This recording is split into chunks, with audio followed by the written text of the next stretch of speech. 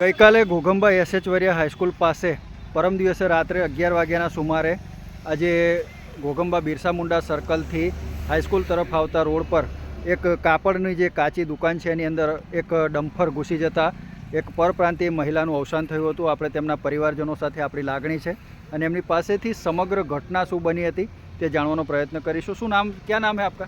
मोनू सिंह। मोनू सिंह राजपूत। आपका नेटिव मतलब रहने का वतन कहाँ है? यूपी में कहाँ? मथुरा। अच्छा, और ये धंधा करने के लिए आप कब आए थे यहाँ पर? ये हम तो यहाँ पे 5 साल से घोघंबा में रहते हैं। घोघंबा में ही रहते हैं। और क्या काम करते हैं? कपड़े की दुकान है। कपड़े की, गर्म कपड़ों की। ना ऐसे कपड़े और वो जो बिग बाजार है वो भी आपका है? नहीं नहीं, वो नहीं। वो नहीं, गर्म कपड़ों का धंधा करते हैं। गर्म कपड़े साड़ी की दुकान थी। अच्छा, और ये जो बहन का देहांत हुआ है अकस्मात में, उनका क्या नाम था? पिंकी देवी। पिंकी राजपूत। हाँ। और कितनी उम्र थी उनकी? उनकी 39 साल। 39। हाँ। और कितने बच्चे थे? 3 बच्चे, 3 लड़कियाँ 1 लड़का, 4 बच्चे थे। अच्छा, जब ये हादसा हुआ, एक्सीडेंट हुआ, वो कैसे हुआ था?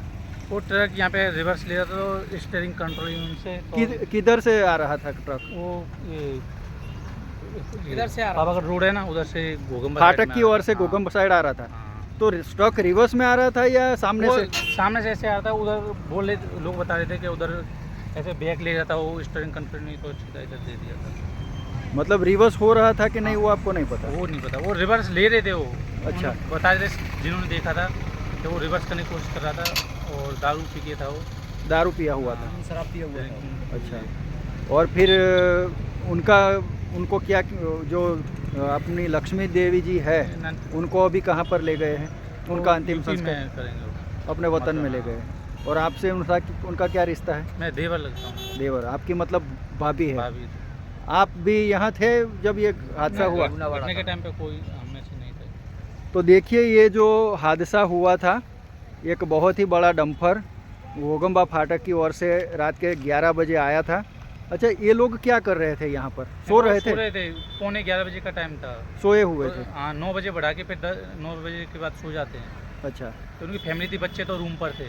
अच्छा, मकान लिया ना उधर थे, तो वो हस्बैंड वाइफ सोए हुए थे। और सोते इंसानों पर ही ट्रक चढ़ गया। तो देखिए, ये जब हादसा हुआ था तब ये तो भाई भी दबे हुए थे उनके अंदर, तो उनको तो खींच के निकाल दिया था। भाई का क्या नाम है? प्रवीण। प्रवीण भाई। प्रवीण राजपूत। वो भी दब गए थे? हाँ, उनको चोट आई है? वो अंदरूनी चोट है, कितनी धड़ से नीचे की इधर छिला हुआ वगैरह थे, ऐसे चोट उनके भी आई है। गाड़ी वगैरह वो मत ब्लड मत दिखाइए, कोई बात नहीं। ये भी देखिए, इसको भी देखिए। मतलब ये सोए हुए थे और इस पर ही ट्रक चढ़ गया था? बराबर। हाँ हाँ हाँ, ऐसे करके ब्लेड ऐसे करके बराबर। नीचे नीचे रखिए सर, नीचे देखिए। बस बस आ गया। करके देखिए। तो देखिए, ये अकस्मात जब यहाँ पर हुआ था, पूरा ये जो दुकान है टेंट लगा हुआ है जिसमें ये गरम कपड़े, स्वेटर वगैरह की बिक्री करते थे। ये गाड़ी भी टूट गई थी? ये गाड़ी किसकी है? किसकी? प्रवीण भाई की, जिनकी बीवी का देहांत हुआ है। तो ये गाड़ी भी टूट गई थी, ऐसा है? तो आ गाड़ी जे આપણે જોઈ રહ્યા છે એ પણ આ અકસ્માતમાં ડમ્ફર ચડી જવાથી આ ગાડી પણ તૂટી જવા પામી છે। અને અત્યારે જે અકસ્માતનું ઘટના સ્થળ છે ત્યાં પરિવારજનો અત્યારે આ બધી જ કાર્યવાહી પત્યા પછી પોતાનું જે સર સામાન છે તે અહીંયાથી ઉઠાવીને એને વગે પાડવાની કામગીરી કરી રહ્યા છે। જોકે મૃતક પિંકીબેનને તો એમના વતન મથુરા લઈ જવામાં આવ્યા છે અંતિમ સંસ્કાર માટે, અને આપણી તમામ લાગણીઓ એમની સાથે છે।